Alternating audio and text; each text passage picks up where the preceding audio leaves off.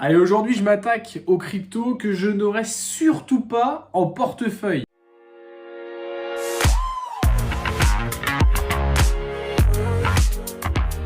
Salut la crypto team, aujourd'hui on va encore et encore réfléchir comme un investisseur et pas comme un joueur de casino. Et c'est pour ça que je vous fais le top 5 des cryptos que je ne vous recommande pas du tout, même si je ne suis pas conseiller d'investissement.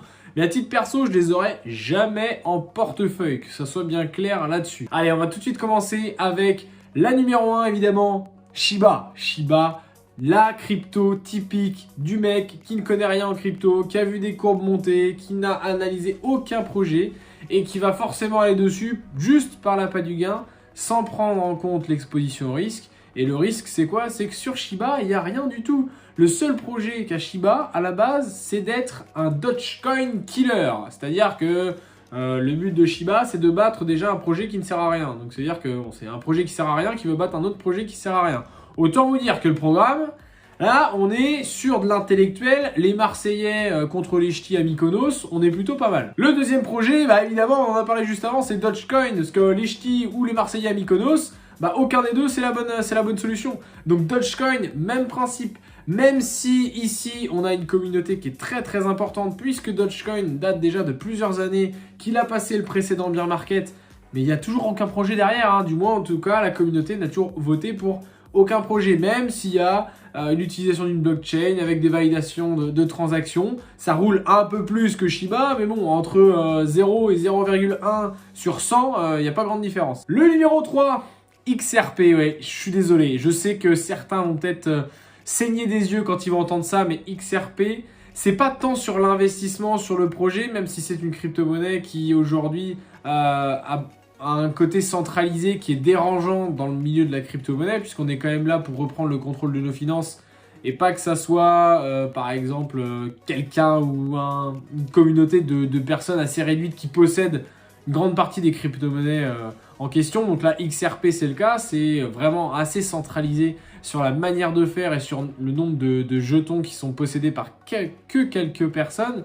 XRP, en fait, c'est sur le côté casino qui m'embête un petit peu, puisqu'aujourd'hui, on dépend d'une décision d'un tribunal, donc notamment par rapport à l'affaire avec la SEC. Ils ont été assignés au tribunal, comme quoi il y a eu une sorte de malversation, enfin voilà, des choses un peu pas forcément très claires, que ce soit d'un côté ou de l'autre, hein, que ce soit pour XRP ou que ce soit du côté du régulateur américain. On ne sait pas exactement où on va, et l'investisseur de base, il réfléchit en se disant « je veux savoir où je vais, j'établis un plan ». Là, XRP, en l'occurrence, le projet est intéressant avec l'accélération des transactions et une blockchain qui va très vite. Mais de l'autre côté, je me dis, bon, c'est quand même un peu casino. Donc voilà pourquoi moi, j'aurais pas de XRP. On enchaîne tout de suite avec une autre crypto-monnaie, un autre projet complètement différent qui est Monero. Monero, le but du projet, c'est de rendre confidentielles les transactions en crypto-monnaie.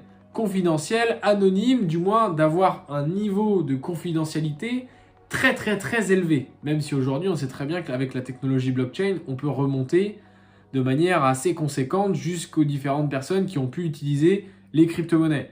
C'est notamment utilisé par des personnes qui vont faire du trafic de drogue, choses comme ça, mais c'est aussi utilisé par des gens qui ont besoin de cacher des données pour se protéger eux-mêmes, pour protéger une entreprise, un État. Donc la confidentialité aujourd'hui est fondamentale dans notre vie de tous les jours, dans notre vie privée. Et Monero, un petit peu à l'image de ce que peut faire le projet aussi Zcash, Monero est dans cette logique-là. Le problème, c'est que comme c'est la tête d'affiche de toutes ces crypto-monnaies qui sont pour la confidentialité à l'extrême, les États, ils n'aiment pas ça. Et ils sont capables d'interdire ce type de crypto-monnaie, au moins sur les exchanges.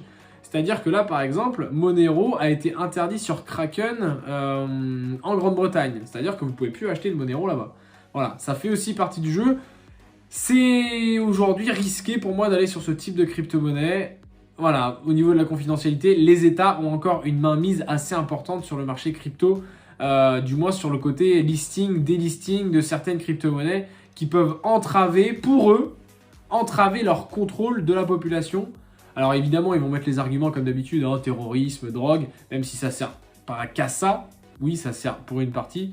Mais bon, bref, c'est toujours la même chose avec les États. Ils veulent le pouvoir et le pouvoir, c'est l'information. Dernier projet à ne pas avoir en portefeuille, pour moi évidemment, Le projet VeChain, tout simplement puisque VeChain, ça fait un moment qu'il est là. C'est un projet autour d'une blockchain pour créer des applications décentralisées. Je vous la fais courte, très simplement. On a déjà d'autres projets qui font ça. Ethereum, juste Ethereum en fait, avec le développement de la version 2 d'Ethereum, c'est-à-dire le Layer 2. VeChain, c'est Facebook de l'année 2008 contre Facebook de l'année 2021, quoi. On est sur deux mondes différents. On a même Solana qui aujourd'hui répond à une grande partie des problématiques auxquelles VeChain devait répondre.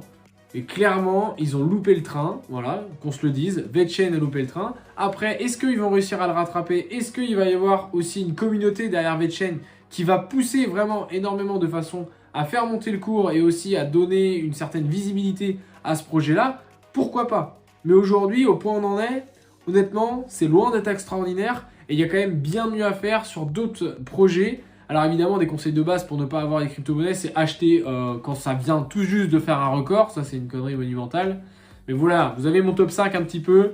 Réfléchissez toujours comme investisseur. Ne pensez pas tout de suite à l'appât du gain. Pensez tout de suite à l'exposition au risque. Et ensuite, l'appât du gain. Allez, comme d'hab, ça monte pas mal. Abonnez-vous, c'est en train de monter. Objectif 1000 abonnés avant la fin d'année. C'est l'objectif que je me suis fixé.